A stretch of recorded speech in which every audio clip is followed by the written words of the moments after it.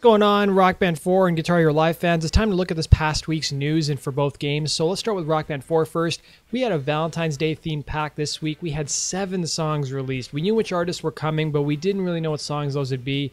So we got 7 songs from 6 different artists, including Bruno Mars. We got Joan, Jett and the Blackhearts. We've got Geils band. We got Orleans and a bunch of other bands. So I've done a full review of this week's DLC. I put the link down below for you guys to check it out. It's a pretty solid pack, I have to say. Even though I keep calling it a pack, it's actually just individual songs you have to buy. But this is definitely one of my favorite weeks we've had in a while. Other big news of the week was concerning Madcatz. So Madcatz had their quarterly earnings released, and just before those earnings were released, the company's CEO and chairman stepped down. And that was probably likely due to the fact that they did not have a good quarterly earnings report, largely because of the fact that Rock Band 4 did not meet sales expectations.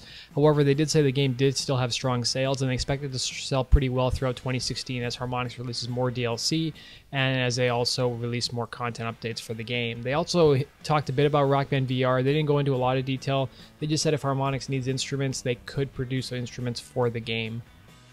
In addition to that, Madcatz also announced that they're going to be laying off 37% of their staff, which should save the company $5 million, which is a substantial amount when you look at what their net income was from their quarterly earnings.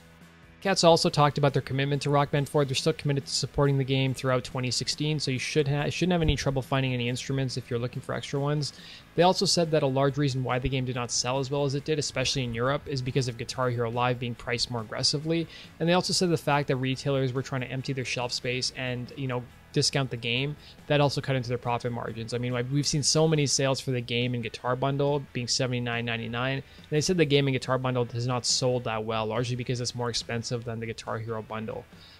With all this stuff going on with Madcatz, Harmonix actually addressed it on Reddit. They said that this news with Madcatz doesn't really impact their plans at all. They're still going to be releasing monthly updates and weekly DLC into the foreseeable future, and they have no plans to stop anytime soon, which is great news for us fans. We also learned some information about the March and April updates. So we know in the March update, unfortunately, the drum exploits that they were supposed to fix in the February update have not been fixed and addressed, so they're going to actually be wiping the leaderboards once again on the drums, the pro drums, and full band leaderboards.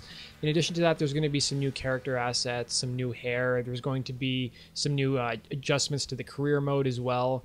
And then in the April update, they're actually going to be bringing back set lists. So the new set list feature, which is returning from previous games, is actually going to show you how long your set lists are, which is something that we haven't seen in past games. They actually released a video of it, which I have on my channel you guys can check out. The other big news we got this week is concerning the exports. So just out of nowhere, the Rock Band 2, Lego Rock Band, and AC/DC exports have shown up on the Xbox One.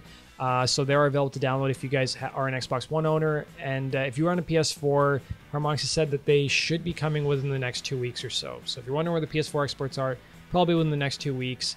And I'll bet money it'll probably be on a Friday, because that's when we got the Rock Band 1 export, that's when we got the Rock Band 3 export, and I'm probably expecting the same.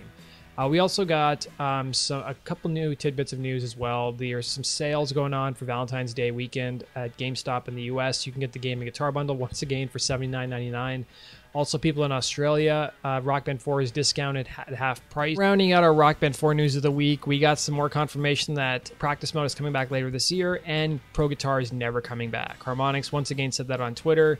I don't know why people need reassurance that Pro Guitar is never coming back. It wasn't a popular feature. I spent about 2 minutes with it before I put my Pro Guitar down.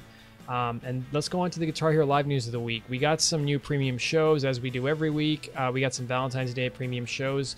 I've listed the premium shows down below. You guys can check those out. And that does it for this week's news, guys. Thanks for watching, and have a good week.